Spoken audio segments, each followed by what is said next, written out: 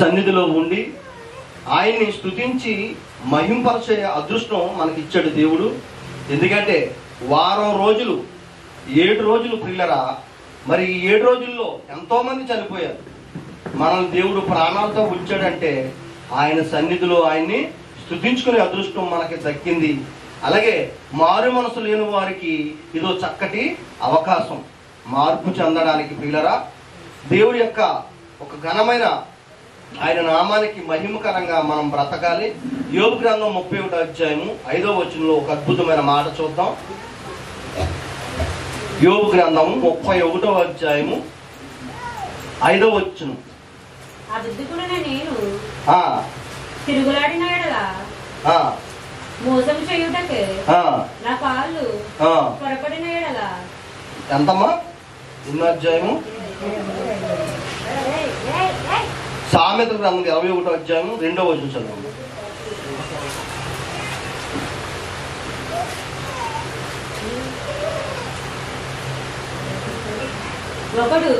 ఒకడు తనకి ఏర్పరచుకొనిన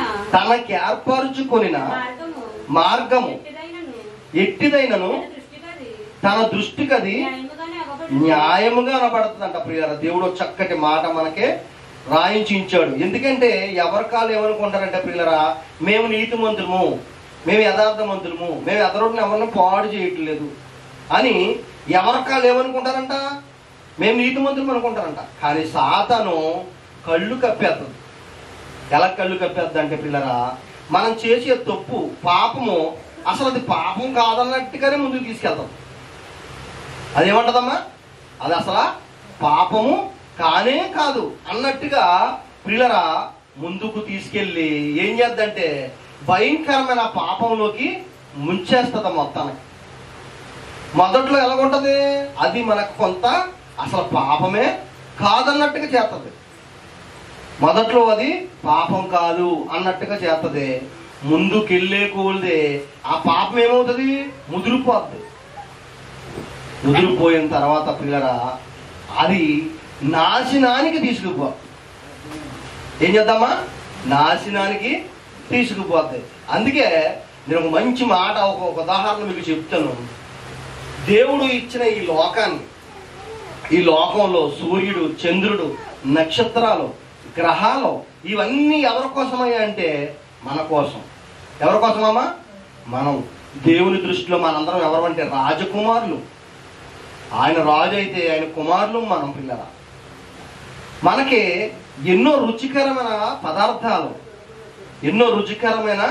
పదార్థాలు చూడండి పిల్లరా. చక్కటి చక్కటి పళ్ళు, చక్కటి కూరగాయలు, చక్కటి పువ్వులు, ఇలాగా చూస్తే ఎన్నో రుచులు దేవుడు మనకే ఇచ్చాడు. అమ్మా, ఇచ్చాడు లేదా? ఎన్నో రకాల చేపలు. ఎందుకంటే తన కుమారులమైన మనము తిని తృప్తి పొంది ఆయన్ని స్తుతించాలని, ఆయన్ని మహింపరచాలని. అన కదా, ఆలోచించండి. ఇదిగో ఇక్కడ అంటున్నాడు, ఒకడు ఏర్పరచుకున్న తన మార్గం అంట ఎట్టిదైనను వాడి దృష్టికి ఎలాగుంటదంట. చూడండి ఎంతమంది అన్నమాట, ఎలాగుంటదమ్మా. ఒకడు తనకి ఏర్పరచుకున్న మార్గము ఎట్టిదైనను తన దృష్టికి అది న్యాయముగానే. అట్టుకోండి, ఆడి దృష్టికి ఎలాగుంటదంట, అది న్యాయంగా ఉంటదంట. అవునా కదా? మరి దేవుని దృష్టికి న్యాయం కాదు. చూడండి ఎంత తేడా వచ్చిందో చూడండి. ఒకడు దృష్టికి వాడి మార్గం న్యాయంగా ఉందంటే అది దేవుని దృష్టికి ఎందుకు న్యాయంగా లేదు? ఆలోచించండి. ఒక్కొక్కరు తప్పు చేసి పొంగుతారు. ఏమని పొంగుతారు? నేను వాళ్ళు ఏమైనా బంగారం దొబ్బేసానా, లేకపోతే వాళ్ళు ఏదైనా దొబ్బేసానా? వాళ్ళ చెట్టుకి కరేపొక్క కదా కోసాను అంటారు. ఏమంటారమ్మా? నేను వాళ్ళు బంగారం దొబ్బేసానా, వాళ్ళు డబ్బులు దొబ్బేసానా? కరేపొక్క కదా. ఏమా కరేపొక్క తప్ప కాదా? చెప్పాలి సత్యవతి గారు. కరేపాకు అవతల దొడ్లో అడగకుండా పోతాం తప్ప ఒప్ప? తప్పే. కానీ మన దృష్టికి ఎలా ఉంటుంది అది? తప్పు కాదు, కరేపాకే కదా. వెళ్ళేవాళ్ళు దారండి, వెళ్ళేవాళ్ళు జాయింకాయలు టక్ మన కోసి 4-5 కాళ్ళు జోగులు పెట్టుకుని పట్టుకుపోతారు. ఎవరిని అడిగితే తింటాకే కదా జాంకాయలు చెట్టు వేసారు, నువ్వు తింటాక కాదు వాళ్ళు తింటాక వేసుకున్నారు చెట్టి, అవునా కదా? అంటే మనల్ని దెయ్యం ఎలా మోసం చేస్తుంది చూడండి. దొంగతనం అనేది ప్రియులరా, దొంగతనం అనేది 1,00,000 రూపాయలు దొప్పేసినా దొంగతనమే, కాసు బంగారం దొప్పేసినా దొంగతనమే, అవతల పక్కోడికి తెలియకుండా కరేపాకు కోసేసినా దొంగతనమే, అవునా కదా? ఆలోచించండి పిల్లరా, దేవుడు చెప్పే మాటలు మనస్సు పెట్టి మనం ఆలోచిస్తే మనకు అర్థమవుతుంది. దేవుడు చెప్పే ప్రతి మాట కూడా ఇది ధర్మశాస్త్ర గ్రంథం.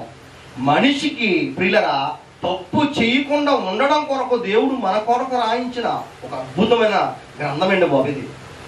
పరిశుద్ధ గ్రంథం. తన బిడ్డలు పరిశుద్ధంగా ఉండాలని పరిశుద్ధ గ్రంథాన్ని మన కోసం రాయించాడు దేవుడు. ఇందులో ప్రతి మాట కూడా మనల్ని తీర్చిదిద్దడానికే. ఒక ఉపాధ్యాయుడు, ఒక మాస్టరు తన స్టూడెంట్స్ని, తన పిల్లల్ని తీర్చిదిద్దాలని, ప్రయోజకులను చేయాలని ఎలాగ ఆలోచిస్తాడో దేవుడు అంతకంటే గొప్పగా మన కోసం ఆలోచించి తన బిడ్డలమైన మనల్ని తీర్చిదిద్ది ప్రయోజకుల్ని చేయాలని దేవుడు ఆయన మనస్సు, సాక్షాత్తు ఆయన మనస్సేనండి బాబు బైబిల్. చూడండి ఎంత చక్కగా రాసాడు ఈ మాట. చదవము ఎంత బాగుందన్నమాట. ఒకడు తనకి ఏర్పరుచుకున్న మార్గం ఎట్టిదైన అద్దుకోండి ప్రియులరా. ఎవరి దృష్టికి అది ఏంటంట? న్యాయమేనంట. చూడండి ఎంత చక్కటి మాటలండి బాబు, అసలు ఎంత చక్కటి మాటలు మీ. ఎవరికారికి ఎలా ఉంది ఇప్పుడు ఆ మాటలు? ఎవరికారికి ఎలా ఉందమ్మా మాటలు?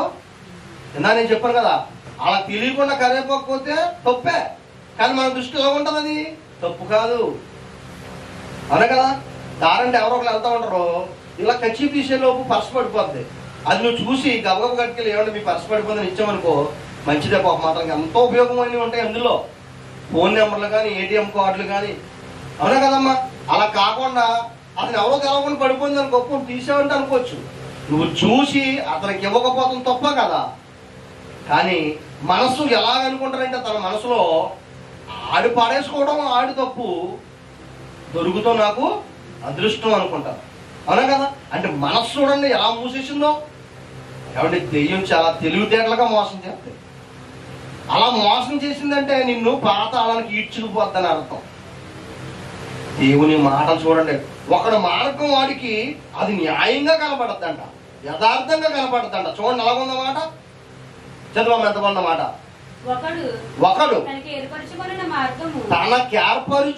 మార్గం ఎట్టిదైనను తన దృష్టికి అది న్యాయముగానే ఆగబడును. యెహోవాయే హృదయములను పరిశీలన చేయువాడు. ఎవరు చేస్తాడు పరిశీలన? దేవుడు పరిశీలన చేస్తాడు. నువ్వు ఏ ఉద్దేశంతో తీసావో ఆయన తెలిసిపోద్ది, అలా కదమ్మా? నువ్వు ఏ ఉద్దేశంతో తప్పు చేస్తున్నావో ఆయన తెలిసిపోద్ది.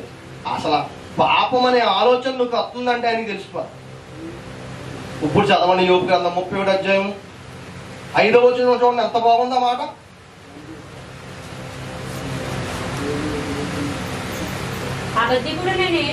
అబద్ధికుడినైన నేను తిరిగిలాడిన ఎడల మోసం చేయుటకై.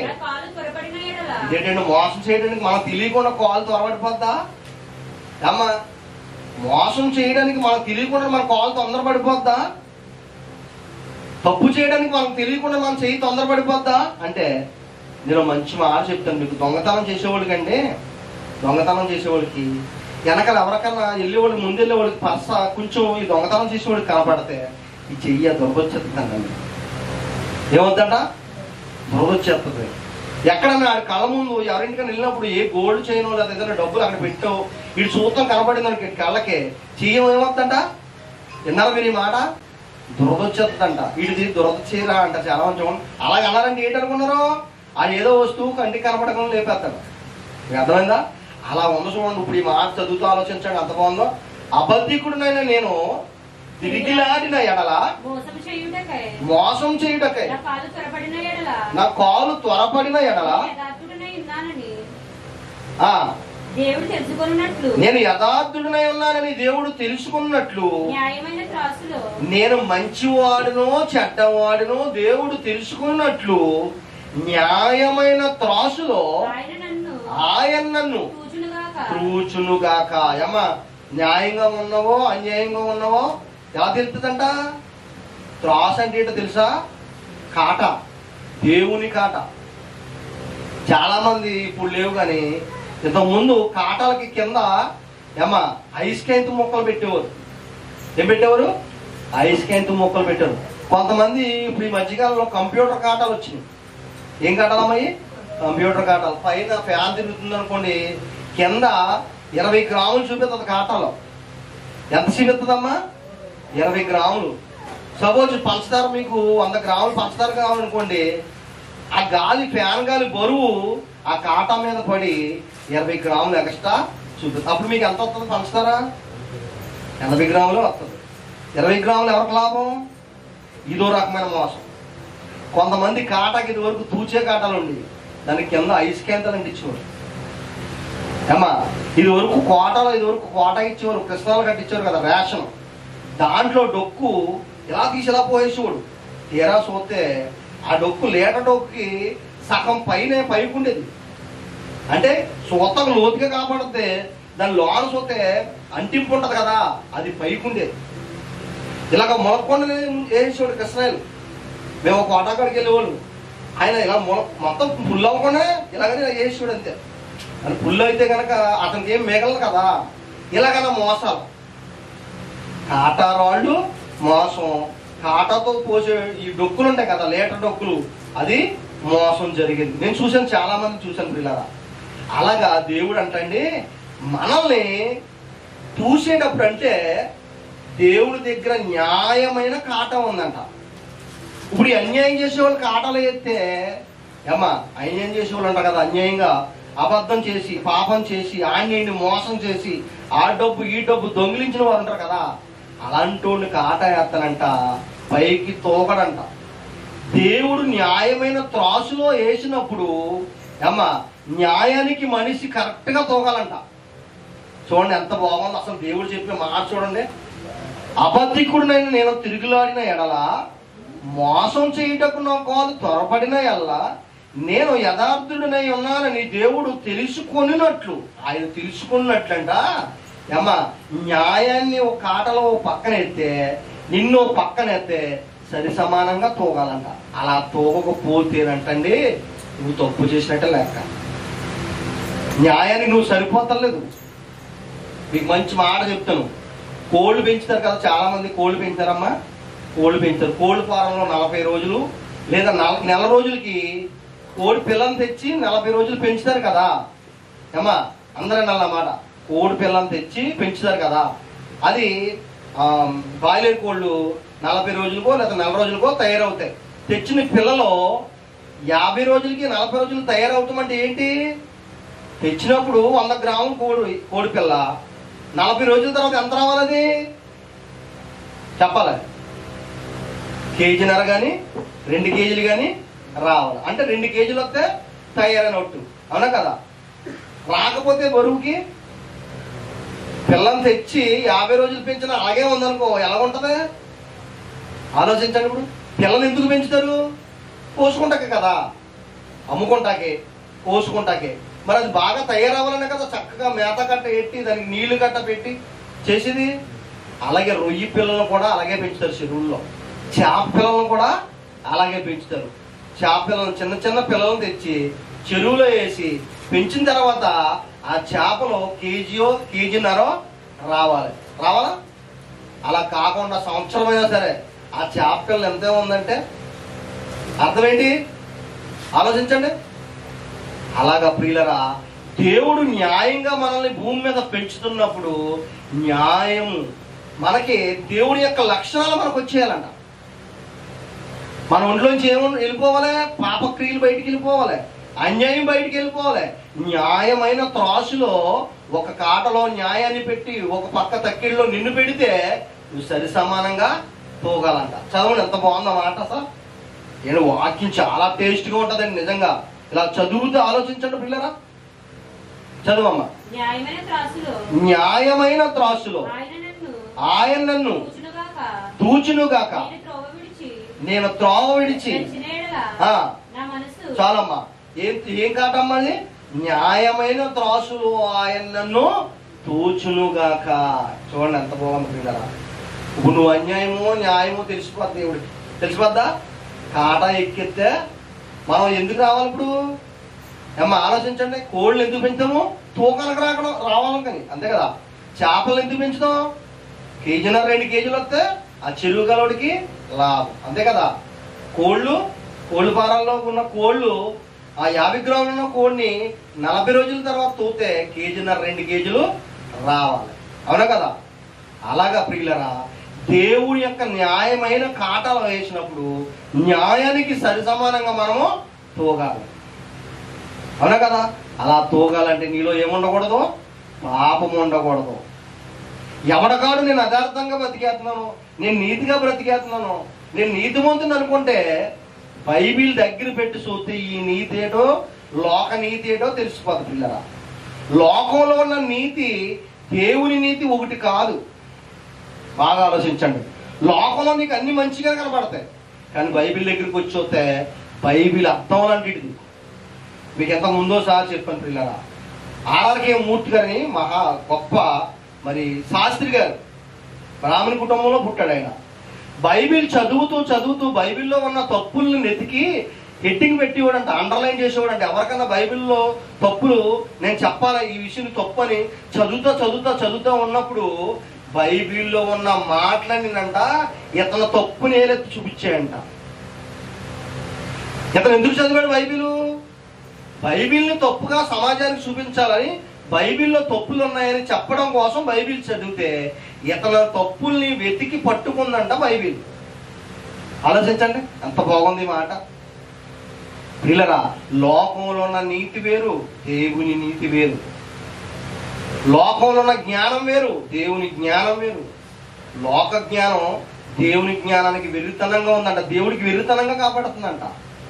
ఆలోచించండి ప్రియులరా, వాక్యంలో ఎంత గొప్పదండి బాబు. అసలు అంటాడో న్యాయంతో ఒక కాటలో న్యాయాన్ని పెట్టి ఒక పక్క నిన్ను పెడితే సరి సమానంగా నువ్వు తూగాలి. తూగకపోతే ఆలోచించండి పిల్లరా, నీలో పాపం ముదిరిపోయిందని అర్థం. ఎంతకాలం చూసినా నువ్వు పాపంలోనే ఉంటే ఆలోచించండి, మరి మారొద్దా? వాక్యం దేనికోసం? నీ మనసును కడగడానికి, నీ మనసులో ఉన్న పాపాన్ని కడిగి వేయడానికి. ఒక ఆయనండి ప్రియులరా, అలాగ కాటాలో వేస్తే తప్పుగా కనపడ్డాడు, తూగలేదు. చూడండి దానియేలు గ్రంథం 5వ అధ్యాయము అంత బాగుందా చూడండి మాట.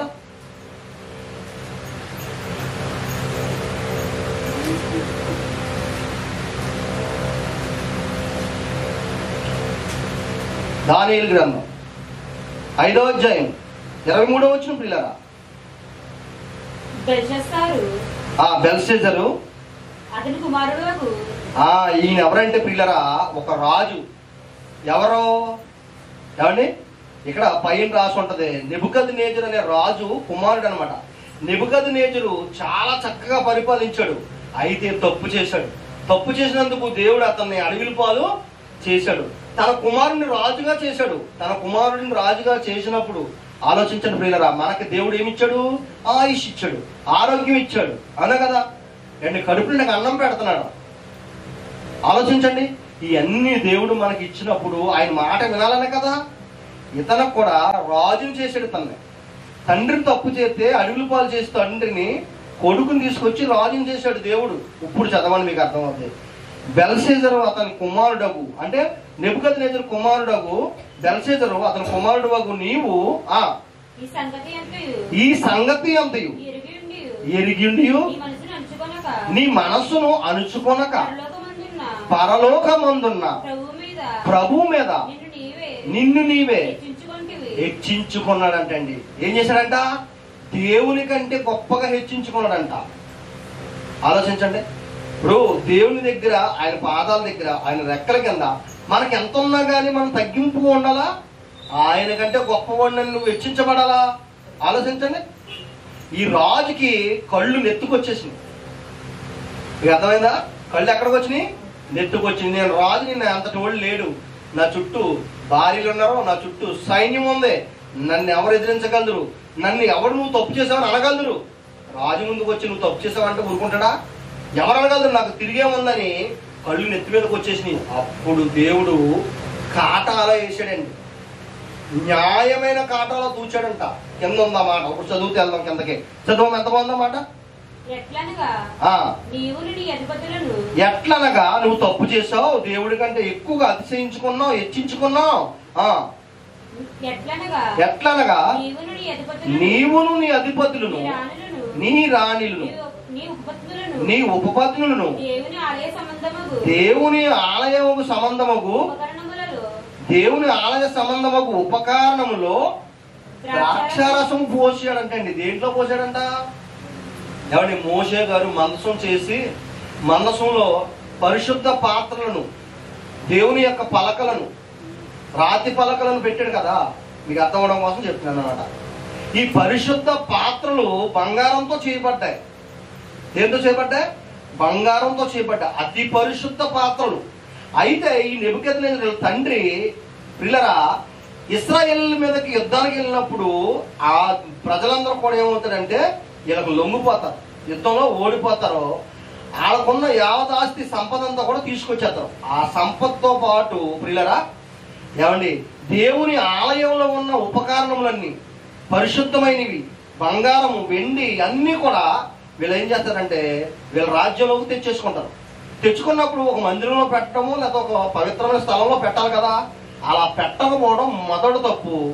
రెండో తప్పు ఏంటనుకున్నారు పిల్లరా, ఇతన్ని దేవుడు రాజుగా చేశాడు. బాగా ఆలోచించండి. దేవుడు ఇతను రాజుగా చేసినప్పుడు అది పరిశుద్ధ పాత్రని తెలిసి కూడా బంగారపు గ్లాసుల్లో దేవుని యొక్క పాత్రలుగా వాడబడుతున్న పాత్రలో ఏం పోసుకున్నాడంట? ద్రాక్షారసం, అంటే బ్రాంది, మత్తు పదార్థం వేసుకుని తాగుతున్నాడంట. ఎవరో రాజు, రాజుతో ఉన్న రాజు భార్యలు, రాజు భార్యలతో పాటు రాజు ఉపపత్నులు, పక్కనున్న సైన్యము, అధిపతులు అందరూ కలిపి దేంట్లో పోసుకుని తాగుతున్నారంట? దేవుని యొక్క పరిశుద్ధ పాత్రలో తాగుతూ దేవుణ్ణేమో కించపరిచి మాట్లాడుతూ పక్కనున్న విగ్రహాలు, బంగారపు విగ్రహాలు, కర్ర విగ్రహాలు, మట్టి విగ్రహాలు, సిమెంట్ విగ్రహాలు, ఇవన్నిటిని పొగుడుతూ దేవుణ్ణి కించపరిచి మాట్లాడుతున్నప్పుడు ఒక అద్భుతం జరిగింది. చూడండి, అక్కడ చదువుతూ వెళ్దాం ప్రియులారా. చదువమ్మా. దేవుని ఆలయ సంబంధమగు ఉపకరణములో ద్రాక్షారసము పోసి త్రాగవలనని వాటిని తెచ్చి ఉంచుకొని వాటితో త్రాగుచు చూడనైనను విననైనను గ్రహింపనైనను చేతకాని వెండి, బంగారం, ఇత్తడి, ఇనుము, కర్ర, రాయి అని వాటితో చెయ్యబడిన దేవతలను స్తుతించిరి గాని నీ ప్రాణమును నీ సకల మార్గములను ఏ దేవుని వశములో ఉన్నావో ఆయనను నీవు గణపరచలేదు. దేవునికి మహిమ కలుగును గాక. ఎంత అద్భుతం ప్రియులరా, దేవుడు మాట్లాడుతున్నాడు. నువ్వు కర్రతోను బంగారం విగ్రహాలు చేసుకున్నావు, కర్రతో విగ్రహాలు చేసుకున్నావు, మట్టితో చేసుకున్నావు, జీవం లేని వీటిని పొగుడుతున్నావు. నీకు జీవితాన్ని ఇచ్చిన నన్ను నువ్వు మర్చిపోయావు. దేవుడి కంటే గొప్పగా హెచ్చించుకుంటున్నావు. వాటిని పొగుడుతూ దేవుని యొక్క ఉపకరణం, పరిశుద్ధ ఉపకరణములో ఏమండి ఆ బంగారపు పాత్రలో ఏం పోసుకుని తాగుతున్నాడంట? అమ్మా, ఏం పోసుకు తాగుతున్నాడు? మందు పోసుకు తాగుతున్నాడు. పిల్లరా ఆలోచించండి. అతను తాగుతూ, చుట్టూ ఉన్న స్త్రీలతో తాగుతూ, చుట్టూ ఉన్న సైన్యంతో తాగుతూ కించపరిచి దేవుణ్ణి మాట్లాడుతున్నాడు. పిల్లరా చూడండి, ఒక అద్భుతం. అక్కడ ఎంత బాగుంది చూడండి. ఆ మాట చూడండి. కావున ఆయన ఎదుటి నుండి ఏమ్మా ఏంటది? ఆయన ఎదుటి నుండి ఎక్కడి నుంచి వచ్చింది? దేవుని యొద్ద నుండి ఒక అరచెయ్యి వచ్చిందంటండి. ఒక రాత రాసిందంటండి. ఏం రాసిందంట? ఆలోచించండి ఒకసారి. దేవుని ఆలయ ఉపకరణములలో ద్రాక్షరసం పోసి తాగవలని అతను తాగుతూ ఏమండి ఈ యొక్క పాత్రలో ఉన్న తాగుతూ చేసి తప్పు మొదటి తప్పు అయితే రెండో తప్పు పక్కన్న విగ్రహాలను పూజిస్తూ వాటిని పొగుడుతూ దేవుణ్ణి కించపరిచి మాట్లాడుతున్నాడు. ఆలోచించండి. అప్పుడంట దేవుని యొక్క వద్ద నుంచి ఒక చెయ్యి వచ్చిందంటండి. రాసిన శాసనమేదనగా దేవుని వశము ఉన్న మేనే కావున ఆయన ఎదుటి నుండి అరచెయ్యి వచ్చిందంటండి. ఏమొచ్చిందంట? ఎక్కడి నుంచి వచ్చిందంట పిల్లరా? ఎక్కడి నుంచి వచ్చింది? అందరూ నా మాట. అమ్మా ఎక్కడి నుంచి వచ్చింది?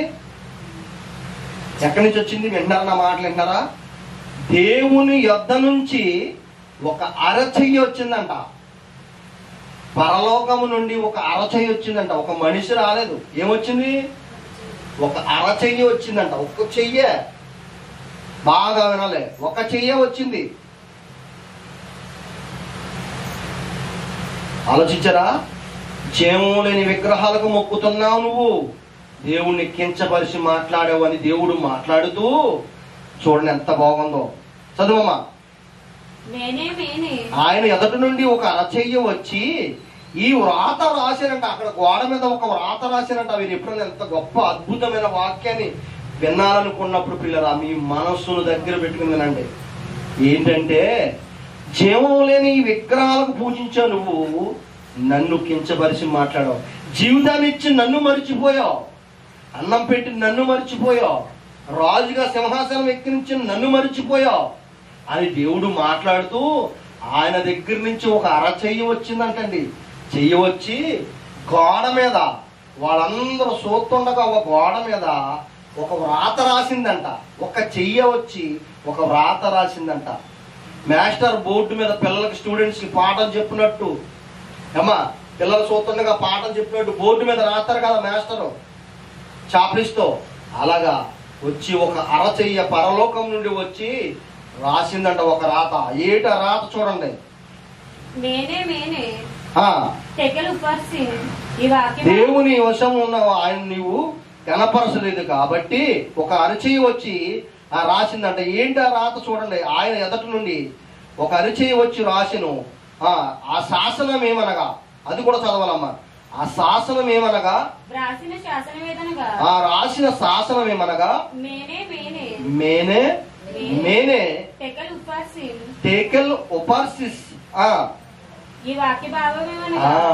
మేనే టేకెల్ ఉపార్సిస్ అని ఒక భాషతో ఒక అరిచెయ్య వాళ్ళందరూ చూస్తుండగా రాసిందంట పిల్లరా. ఆలోచించండి ఎంత గొప్ప దేవుడు. ఆలోచించండి పిల్లరా. తప్పు చేసిన వాడికి ఖండించేశాడు అంతే. ఏమండి మాట అన్నంత వరకు రాజుగా నిలబెట్టాడు, కడుపు నిండా అన్నం పెట్టాడు. రాజుకి ఏమొచ్చింది? సింహాసనం మీద కూర్చుంటే కళ్ళు నెత్తుకొచ్చినాయి. అదిగో చూడండి రాశాడు, ఒక శాసనం రాశాడు, మరణ శాసనాన్ని రాశాడు పిల్లరా. చూడండి ఎంత బాగుందో మాట చూడండి. మేనే టేకెల్ ఉపార్సిస్ అని ఈ వాక్య భావానికి అర్థమేటో చెప్తున్నాడు చూడండి కింద. ఈ వాక్య భావమేమనగా మేనే అనగా దేవుడు నీ ప్రభుత్వ విషయములో లెక్క చూచి దాన్ని ముగించెను. టేకెలనగా ఆయన నిన్ను త్రాసులో తోచగా నీవు తక్కువగా కనిపించితివి. ఎందులో చూశాడైనా? అమ్మా ఎందులో చూశాడు? న్యాయమైన త్రాసులో చూశాడు. రాజు ఏమయ్యాడు? తూకానికే రాలేదు. న్యాయమైన తూకంలోకి దేవుడు తూచినప్పుడు న్యాయానికి సరి సమానంగా తూగవలసిన రాజు తూగలేదు. ఆలోచించండి. కోళ్ల ఫారం ఇందాక చెప్పాం కదా, 50 గ్రాముల కోడిని తీసుకొచ్చి 40 రోజులు పెంచిన తర్వాత నెల రోజుల తర్వాత కూడా ఆ కోడి 50 గ్రాములు ఉంటే ఏమండి పెట్టుబడి పెట్టిన రైతు ఏమైపోవాలా? ఆలోచించండి. పెట్టుబడి పెట్టిన రైతు ఏమైపోవాలి? ఎంత కష్టాన్ని పెట్టిన రైతు ఏమైపోవాలి? మేత ఎట్టి నీళ్లు పోసి నెల రోజులు మనుషులు పెట్టి మీరు చూసుకున్న ఆ కోళ్ళు పెంచినందుకు ఆ కోడు తెచ్చినప్పుడు 50 గ్రాములు ఎలాగుందో 50 రోజుల తర్వాత కూడా అదే 50 గ్రాములు అంటే రైతు ఏమైపోతుంది కదా? పెట్టుబడి అంతా ఏమైపోతే? ఆలోచించండి. నిన్ను ఇక్కడ ఈ రాజుని ఈ బెల్షస్సరు అనే రాజుని దేవుడు తన తండ్రిని తప్పించి రాజుకి ఎతన చేసినప్పుడు, ఏమండి, కడుపు నిండా అన్నం పెట్టినప్పుడు, రాజ్యాన్ని ఇచ్చినప్పుడు దేవుడు మాట వినాలా వద్దా? వినాలా? కానీ రాజుకి ఏమొచ్చింది? కళ్ళు నెత్తి మీదకి వచ్చేసినాయి ప్రియులారా. ఆయన నిన్ను త్రాసులో తోచగా నీవు కనపడకుండా పోతివి. ఏమైపోడంట? తక్కువగా కనపడితే పేరేసనగా నీ రాజ్యము నీ యొద్ద నుండి విభజింపబడి నీ రాజ్యం విభజింపబడి మాదీయులను పారసీకులకును ఇవ్వబడును. ఆ రోజైన ప్రియులారా ఆ రాజ్యాన్ని వేరే రాజ్యం వచ్చి దోచేసింది. ఏమైంది? దేవుడు ఎప్పుడైతే చెప్పాడో, ఏమండి, తీసేయాలనుకున్నాడంతే దేవుడు. ఆలోచించండి. ఇప్పుడు ఈ రాజుకున్న పరిస్థితి, సమాజాన్ని దగ్గర పెట్టి ఆలోచించండి. కడుపు నిండగా అన్నం ఎత్తున్నాడు దేవుడు. కడుపు నిండగా అన్నం పెడుతున్నాడమ్మా? పెడుతున్నాడు. కుటుంబాలకి ఆరోగ్యం ఎత్తున్నాడా? ఎత్తున్నాడు. ఆయన దేవుని మందిరంలోకి వచ్చి కూర్చోవాలంటే చాలా మందికి ఎంతో బాధో. అవునా కదమ్మా? ఆదివారం దేవుని సన్నిధిలోకి వచ్చి 1 గంట ఆరాధించండి అమ్మా దేవుడిని అంటే, ఒకళ్ళమ్మ ఒక తలపూటని ఒకళ్ళమ్మ ఒళ్ళెప్పులని కరెక్ట్గా ఆదివారం సాయంత్రం రోజు బట్టలు ఉతికి వాళ్ళు ఒకళ్ళు, కరెక్ట్గా ఆదివారం రోజు మంచి సినిమా వస్తే ప్రార్థన మానేసి వాళ్ళు ఒకళ్ళు. అమ్మా ఆలోచించండి. కరెక్ట్గా టీవీలో రోజున మంచి సినిమా వచ్చిందా, ఆదివారం ప్రార్థన రోజుని కాళ్ళు ఆరజాపుకుని ప్రార్థన మానేసి టీవీ కూడా కూర్చుని జనం బ్యాచ్. అవునా కదా మన బ్యాచ్? ఇదిగో ప్రియులారా, దేవుని యొక్క న్యాయమైన త్రాచులో తూచినప్పుడు నువ్వు తోకనక రాకపోతే దేవుడు తీసేయడానికి ఆలోచించాడు. ఏం చేశాడమ్మా? తీసేయాలనుకున్నాడు, అంతే, తీసేశాడు. ఆ రోజే మాదీయులు వేరొక ప్రభుత్వం వచ్చి అమ్మా మొత్తం రాజ్యాన్ని కొల్లగొట్టుకుపోయింది. దొరికినట్టు చంపేశారు, అంతే. ఆలోచించండి ప్రియులారా. ఈ దానియేలుకి దేవుడిచ్చిన మహాజ్ఞానం, దానియేలు గారి చేత ఈ యొక్క వాక్యాన్ని చెప్పించాడు దేవుడు. రాజు బెల్షస్సరు తన జుట్టు పీక్కించుకున్నాడు. ఇది నాకు ఎవరు తెలుస్తుంది? ఈ బోర్డు మీద రాశాను, బోర్డు మీద ఒక అరిచే వచ్చి రాసింది, నాకు అర్థమవుతుంది. ఎలాగా అంటే తన భార్యలో కావడందే మహాజ్ఞాని అయిన దానియేలు గారిని ఒక ఆయన ఉన్నాడు. ఆయన తీసుకొచ్చి నీ తండ్రికి ఎన్నో సలహాలు అలాంటివి ఇచ్చాడు. ఆయన దేవుని యొక్క జ్ఞానం తెలిసిన వాడు. ఆయన తీసుకొత్త విషయం తెలుస్తుందనగానే దానియేలు గారిని తీసుకొచ్చాడు. దానియేలు గారిని తీసుకొచ్చి చదవగానే గుండె ఆగిపోయిందంతే రాజుకి.